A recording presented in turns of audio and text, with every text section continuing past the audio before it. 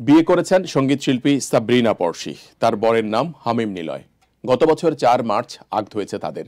পড়শির মতো তার বর নিলয়ও একজন সঙ্গীতশিল্পী। ২০০৮ সালে সঙ্গীত বিষয়ক রিয়েলিটি শো খুদে গান রাজে অংশ নিয়েছিলেন পড়শি এবং নিলয়। সেখান থেকে নিলয়ের সঙ্গে পরিচয় হয় পড়শির।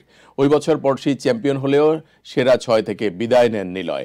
খুদে গান রাজ অনুষ্ঠানের ২ বছর পর মা বাবার সঙ্গে যুক্তরাষ্ট্রে চলে যান নিলয়, আর সেখানেই স্থায়ী হন। তবে নিলয়ের সঙ্গে সম্পর্কটা থেকেই যায় পড়শির, আর সেই পরিচয় গড়ায় বিয়ে পর্যন্ত।